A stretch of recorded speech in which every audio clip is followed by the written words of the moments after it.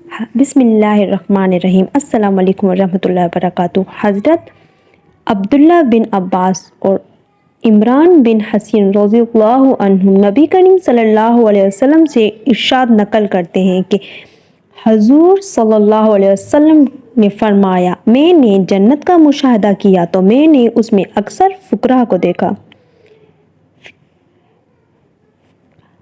پھر میں نے جہنم میں جھانکا تو اس میں عورتوں کو زیادہ دیکھا۔ حضرت عبداللہ بن عباس رضی اللہ عنہ سے روایت کرتے ہیں اور صرف بخاری عمران بن حسین رضی اللہ عنہ سے روایت کرتے ہیں۔ عموماً مشاہدہ ہے مال کی کثرت ہی آدمی کی آوارگی، شراب نوشی، سود خوری وغیرہ مختلف قسم کی گناہوں کا سبب بنتی ہے۔ اسی وجہ سے حضرت مطرف بن شخیر رضی اللہ عنہ کا ارشاد ہے، بادشاہوں کے عیش و عشرت اور ان کے عمدہ لباس پر نظر نہ کرو بلکہ یہ سوچو کہ ان کا انجام کیا ہوگا۔ جہنم میں اکثر عورتوں کو دیکھا، میں نے جہنم میں جھانکا تو اس میں اکثر عورتوں کی تھی۔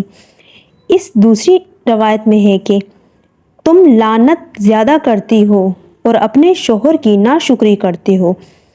ایک اور حدیث میں ہے، آپ صلی اللہ علیہ وسلم نے صلاۃ الکسوف میں دوزخ جنت کا مشاہدہ فرمایا تو اس میں بھی آپ صلی اللہ علیہ وسلم نے دوزخ میں کثرت سے عورتوں کو دیکھا۔ جب صحابہ رضی اللہ عنہ اس کی وجہ پوچھی تو آپ صلی اللہ علیہ وسلم نے ارشاد فرمایا، یہ احسان فراموشی کرتی ہیں، خاوند کی ناشکری کرتی ہیں۔ اگر تمام عمران میں سے کسی پر شوہر احسان کرتا ہے، پھر کوئی ذرا سی بات پیش آ جاتی ہے تو کہنے لگتی ہیں کہ میں نے تجھ میں کبھی بھی بھلائی نہیں پائی۔ عورتوں کا جنت میں جانے کا طریقہ، اگر عورتیں چاہیں کہ ہم جنت میں جائیں تو اس کا طریقہ یہ ہے کہ آپ صلی اللہ علیہ وسلم نے ایک حدیث شریف میں فرمایا کہ صدقہ ہے کہ صدقے کی وجہ سے اس سے بچاؤ ہو جائے گا۔ جب آپ صلی اللہ علیہ وسلم نے ایک موقع پر فرمایا تو عورتوں نے اپنے کانوں کا زیور اور گلے کا ہار نکال کر حضرت بلال رضی اللہ عنہ کے کپڑے میں جس میں چندہ جمع کر رہے تھے انہوں نے ڈال دیا۔ حضرت ابو ہریرہ رضی اللہ عنہ روایت کرتے ہیں کہ نبی کریم صلی اللہ علیہ وسلم نے ارشاد فرمایا، فقیر لوگ جنت میں مالدار لوگوں سے 500 سال پہلے جنت میں داخل ہوں گے۔ کا ارشاد ہے، ایک دن قارون بڑی آرائش کے ساتھ اپنی قوم کے سامنے نکلا۔ جو لوگ دنیا کی زندگی کے طالب تھے کہنے لگے کہ جیسا قارون کو ملا ہے کاش ایسا ہی ہمیں بھی ملے، وہ تو بڑا صاحب نصیب ہے۔ اور جن لوگوں کو علم دیا گیا تھا وہ کہنے لگے، تم پر افسوس مومنوں اور نیک کاروں کے لیے، جو ثواب خدا کے ہاں تیار ہے وہ اس سے کئی بہتر ہے۔ ایک دن قارون بہت بن سور کر نکلا۔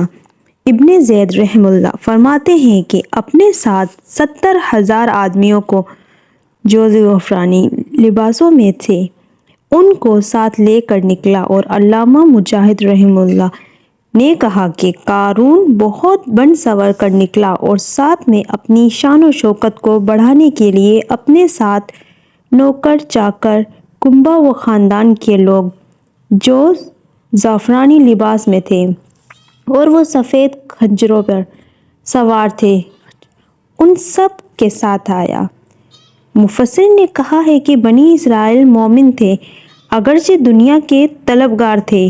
انہوں نے جب قارون کی مال و دولت کو دیکھا تو حسد نہیں کیا کہ ہم کو بھی سب مل جائے، اس سے ختم ہو جائے، بلکہ یوں کہا، قارون کی طرح کاش ہم کو بھی کچھ مال و دولت مل جاتی۔ اللہ جل شانہ کا ارشاد ہے، پھر اس دن تم سے شکر گزاری نعمت کے بارے میں پوچھ ہوگی۔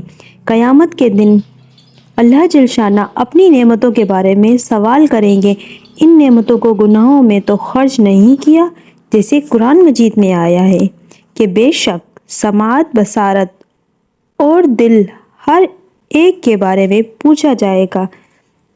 قوت، شنائی، بینائی اور دل کے متعلق ہزاروں نہیں بلکہ لاکھوں اللہ جل شانہ کی نعمتیں آ گئیں۔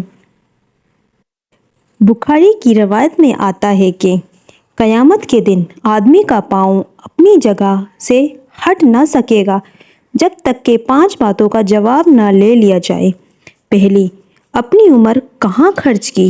दूसरी, जवानी कहाँ खर्च की। तीसरी, माल कहाँ खर्च किया और कहाँ से हासिल किया।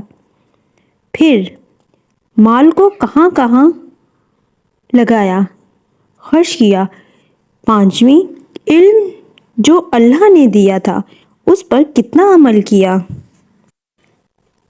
अल्लामा कुर्तुबी रहमहुल्लाह ने लिखा है कि क़यामत में दुनिया की हर लज्जत के बारे में सवाल होगा, ख्वाह वो उसका ताल्लुक खाने पीने से हो या लिबास व मकान से हो या बीवी और औलाद से हो या हुकूमत व अज़मत से हो।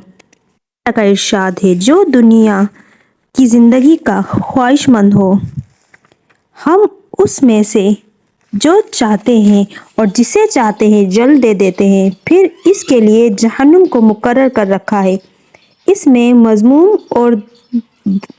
जहन्नुम में मज़मूम और धत्कारा हुआ दाखिल होगा। आयत बाला में उन लोगों का जिक्र है जो सिर्फ दुनिया का ही इरादा करने वाले हैं। उनकी सज़ा का बयान भी साथ कर दिया गया है।